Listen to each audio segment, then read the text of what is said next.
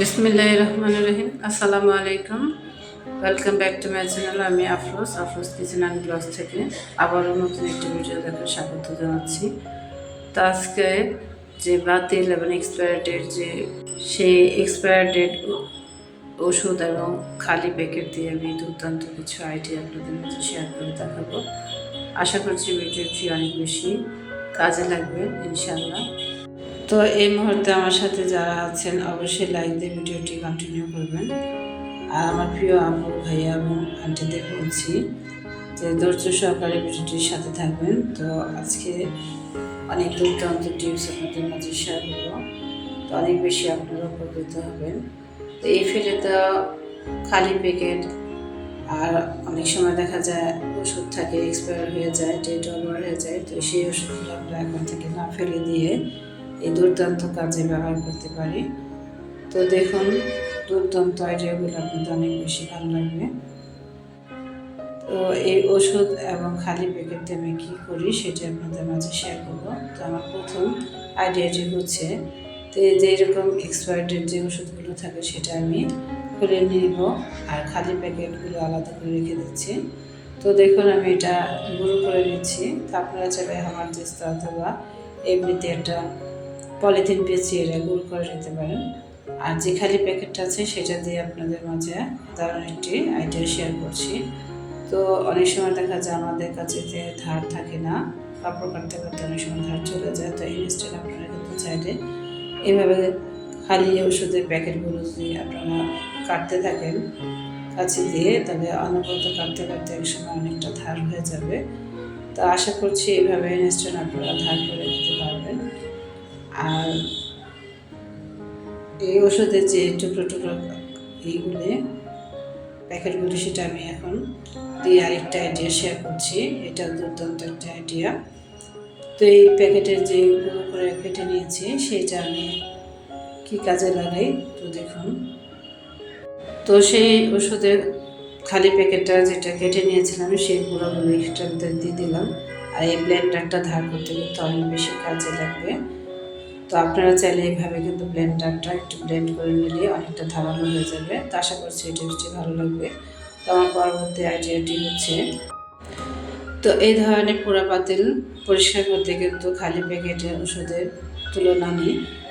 তো ওষুধের খালি প্যাকেটগুলো কুচি কুচি করে কেটে তারপর আপনারা চাইলে এরকম পোড়া পাতিল পরিষ্কার করতে পারেন। আর খুব এটা অনায়াসে কিন্তু পরিষ্কার হয়ে যায়। এটা আলতোভাবে ঘষা দিলে খুব দারুণ পরিষ্কার হয়। তো দেখুন আমি এটা একটু ভিজিয়ে নিচ্ছি। এখানে শুধু ওই প্যাকেটটা ছোট ছোট করে কেটে দিয়ে দিলাম। শুধুমাত্র এটা দিয়ে ঘষা দেওয়াতে কিন্তু অনেকটা পরিষ্কার হয়ে গেছে। তারপর যখন পুরোটা উঠে যাবে তখন আপনারা একটু ভিম লিকুইড দিয়ে এটা সুন্দর করে পরিষ্কার করে নেবেন। তো দেখুন কত চমৎকারভাবে এবং অল্প সময়ে কিন্তু দ্রুত এটা পরিষ্কার হয়ে গেছে। তো আশা করছি আপনারা এই ওষুধের প্যাকেট যখন খালি হয়ে যাবে তখন আপনারা ফেলে দেবেন না, এটা সুন্দর করে সংরক্ষণ করে রাখবেন এবং আপনাদের প্রয়োজন অনুযায়ী এটা ব্যবহার করতে পারবেন। তো দেখুন আমি ফাইনালি কড়াইটা পরিষ্কার করে দেখাচ্ছি কতটা সুন্দর পরিষ্কার হয়েছে। তো এখন শুধুমাত্র ভিম লিকুইড দিয়ে এটা ভালো করে পরিষ্কার করে নিলে সুন্দর হয়ে যাবে, আপনাদের আর ঘষাঘষি করার প্রয়োজন নেই। তো ফাইনাল লুকটি দেখুন, খুবই দুর্দান্ত। তো যাই হোক, আমি চলে যাচ্ছি আমার পরবর্তী আরেকটি টিপসে। তো আমার এই দুর্দান্ত আরেকটি টিপস হচ্ছে, তো প্যাকেটের যে ওষুধের খালি প্যাকেটগুলো থাকে সেটা দিয়ে কিন্তু আপনারা টাইলসে, বাথরুম বলেন বা রান্নাঘরের টাইলস কিন্তু এরকম করে ঘষে ঘষে পরিষ্কার করে নিতে পারেন। তারপর আপনারা ভিম লিকুইড দিয়ে এটা পরিষ্কার করে নেবেন। তো সেই প্রসেসে আপনারা কিন্তু পরিষ্কার করে নিতে পারেন। তো দেখুন কতটা চমৎকারভাবে পরিষ্কার হয়। ফাইনাল লুকটি আপনাদেরকে দেখিয়ে দিচ্ছি।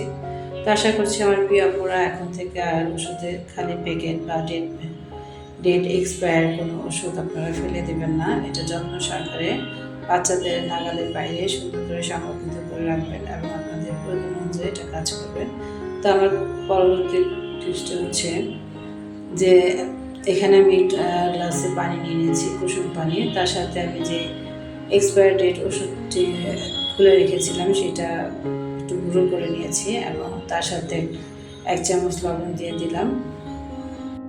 এর আগে আমি একটু বেকিং সোডা দিয়েছি। এই তিনটা সংমিশ্রণে আর এক্সপায়ার ডেটের যে ওষুধটা ছিল সেটা গুঁড়ো করে মিশ্রণ একটা তৈরি করে নিয়েছি। আর এটা দুর্দান্ত একটা কাজে ব্যবহার করব। আপনারা যখন রান্না ঘরের কাজ শেষ হয়ে যাবে তখন রাত্রেবেলা এরকম করে সিঙ্কের ভিতরে ঢেলে নেবেন, এতে পোকামাকড় বা দুর্গন্ধ দূর হয়ে যাবে। তো আমার পরবর্তী টিপসটি হচ্ছে আমার সর্বশেষ দুর্দান্ত টিপসটি হচ্ছে এখানে একটা গ্লাস পানি নিয়েছি নর্মাল, তার সাথে আমি যে এক্সপায়ারি ডেটের যে ওষুধটা ছিল সেটা আমি 1 টেবিল চামচ নিয়ে নিয়েছি।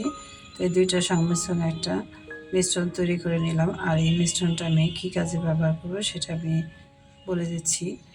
তো আসলে এটা চমৎকার একটা আইডিয়া। তো আমাদের সবার বাড়িতেই কম বেশি গাছ থাকে। তো এই গাছের যে মাটি বা গাছের পাতাতে অনেক সময় ফাঙ্গাস পড়ে যায়। তো সেই ফাঙ্গাসটা কিন্তু দূর করতে এই মিশ্রণটাও ভীষণ কাজে লাগে। তো আপনারা চাইলে এই মিশ্রণটা তৈরি করে গাছের পরে অ্যাপ্লাই করতে পারেন। তো গাছ কিন্তু অনেকটাই ভালো থাকবে এবং ফাঙ্গাস পড়বে না।